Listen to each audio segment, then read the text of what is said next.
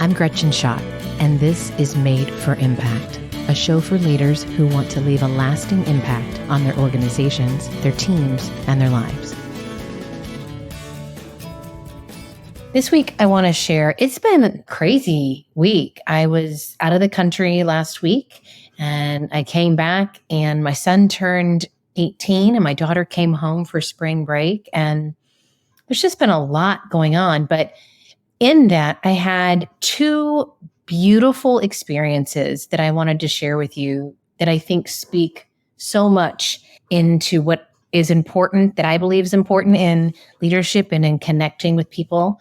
When I work with people, I actually give them a contract. And in that contract, I often say that relationships are important to me and I believe that they matter. And on our flight home, my husband and I were dashing through the airport. We had got stuck through customs and security, and I had friends on the flight, and they were literally like texting me, hey, like they're getting ready to close the door, to the point where my husband and I dashed onto the plane, and we literally were the last ones on the flight, like shut the door behind us. It was very harried. We go and get our seats. He's on the aisle. I'm in the middle, and there's this big, huge, muscular guy sitting by the window. And we just kind of like looked and then like sat down, and then, thank goodness we made it. And so as the flight goes on, I turn on my iPad, I watch a movie, and as we're getting ready to descend, we're closing things up. The gentleman next to me pulls out his phone and he says to me, I still talk with my hands. I haven't learned very much from your class. And I looked at him, and to my awe and delight, this wonderful human, Andrew, was sitting next to me, and he was a student of mine probably 8 years ago. And then, of course, I felt very silly because I didn't recognize him. I said, oh my gosh. And I gave him a hug, and I'm like, I'm so sorry I didn't recognize you. He says, no. I thought it was you, but I wasn't sure until you did this. And then I noticed. In the meantime, my husband's like, honey, who's this gentleman that you're hugging right next to you? And so I did the whole like, honey, this is Andrew. Andrew, this is my husband. And as we're getting off the plane, come to find out he has started his own business, and he is taking principles that I taught him in leadership classes years ago and have used that as a launching point for his business. And we're actually going to be getting coffee here in a couple of weeks. I can't wait. But never in my wildest dreams would I have ever imagined that kind of interaction happening. And it was just so delightful, so rewarding.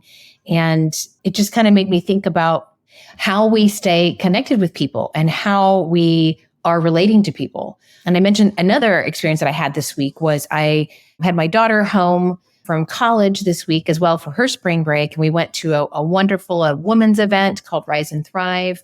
That night, we connected with all these amazing women, people who had actually known my daughter when she was younger, like 12 and 11 years old. And now she's an adult woman. And it was just wonderful to see them loving her and being delighted to see her and just to experience that event with my daughter, which was amazing, and thinking about the relationship that we have.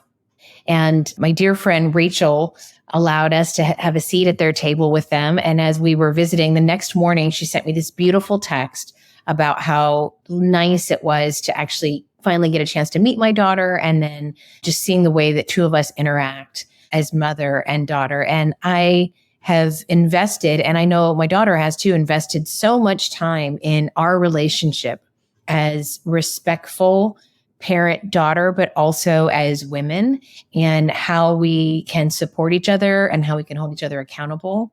And it's just really beautiful. Then the next day, I had an opportunity to participate in this great event, another women's event called a Sisterhood Project, where I met this really incredible group of women. And we were having this conversation around fears and insecurities. And one of the things that was shared, this wonderful coach that I was talking to, Leah Gia Quinta, a new fast friend of mine, we were talking about fears, and she gave this great metaphor. She said, it's kind of like the Dumbo feather. And I was like, oh my gosh. So go back with me. Think about, if you haven't seen the movie Dumbo, this totally won't make sense. But if you've seen the movie Dumbo, you remember that the little mouse Timothy gave him this feather that he would hold on to so that he could fly. And if he had the feather, then he thought he could do it. But if he didn't have the feather, then he got into all this fear and panic. And I loved that metaphor. And it made me think about, what do we hold on to for security? Where do we land? Where does our security come from? And what are those things that we're holding on to that maybe we don't really need to hold on to anymore? And we just need to be focusing on our inner self and trusting that deep voice inside of us that says that we can do things, trusting that inner child that was joyful and happy. And I've just had such an incredible week connecting with old friends, family, new friends, and have just felt so poured into and so grateful for the work that I get to do and the conversations that I get to have. And so it leads me this week to have you think about, what do you need to feel safe and secure? And if you do feel safe and secure, what can you do to connect with someone else to make them feel safe and secure?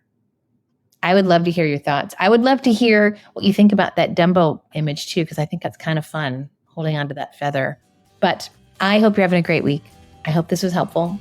And if you enjoyed this lesson, please follow the show and share it with others. If you haven't subscribed to my newsletter, be sure to do that too. Go to www.grow3fold.com/made-for-impact.